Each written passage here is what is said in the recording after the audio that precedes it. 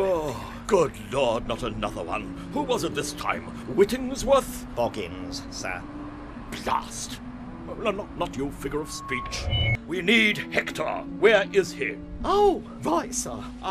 He's likely off solving one of the many violent and atrocious murders Clappers Week is so famous for. Well, he's your partner. Find him and bring him down here to deal with this shambles swiftly. Hector, sir? You sure? Yes, for God's sake! Get me desk! Get me Hector!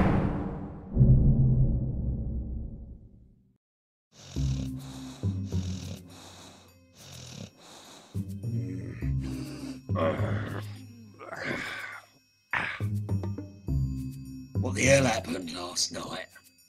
Last I remember was doing the conga with a nun. Or was it a goat?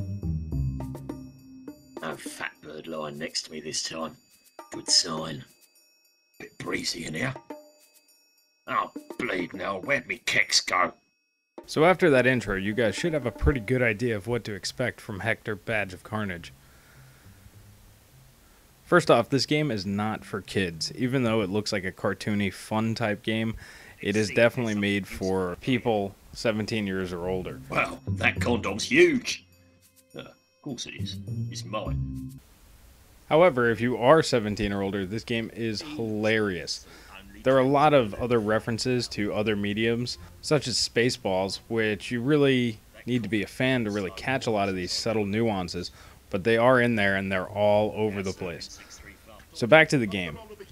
The game puts you in control of Hector, a police detective who has a very unique way of going about everything. Basically, he hates life, he's an alcoholic, he hates everybody, and overall he's the biggest smartass ever. This makes for a very funny game. I've got better things to do than talk to you. What could possibly be more important than the future of your beloved town?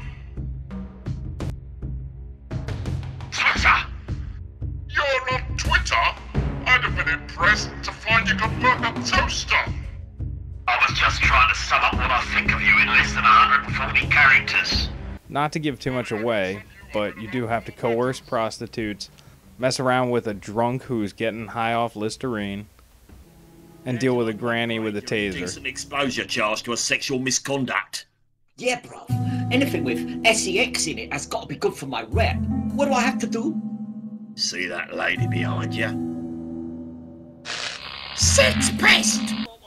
Not to mention the crazy guy in the tower shooting everybody up, who has some pretty interesting motives for why he's holding hostages. The story in the game is kind of weird. The characters are very, very good, though, and the dialogue is pretty great. If you're playing this in the US, the dialogue might be a little hard to follow because it's definitely made for a British audience, so some of the slang references will seem a bit weird. However, it's not that hard to follow. Now on to the gameplay. This is the first graphical adventure game that I've seen in a very, very long time. This definitely takes the look and feel of the old school classic adventure games made for PC back in the early 90s, such as Monkey Island or Sam & Max, and definitely caters towards that age group of people. People that used to play those old adventure games nowadays are probably in their mid-20s, and this game is targeted specifically for those people wanting a good throwback. The way the game works is very simple. You use the mouse, you point and you click on objects.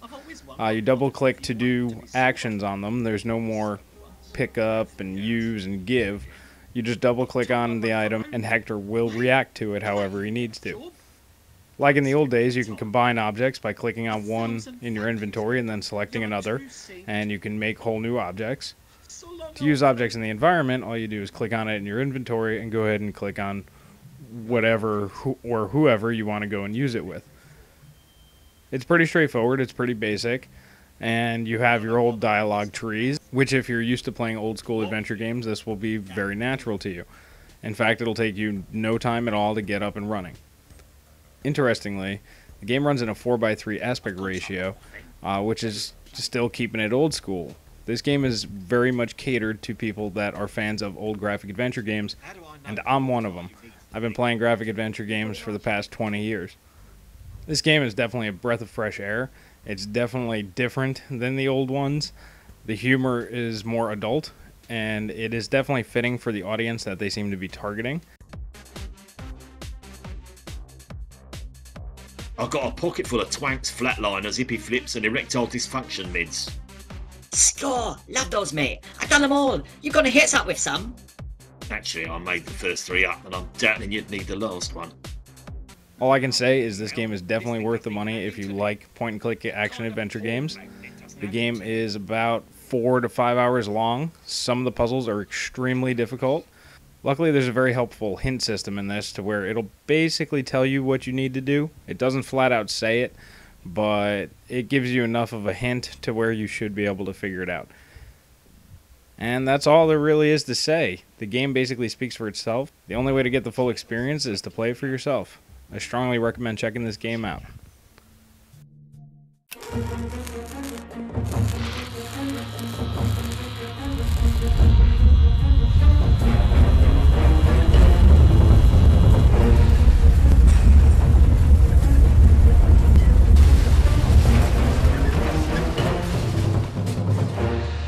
Brings a tear to my eye.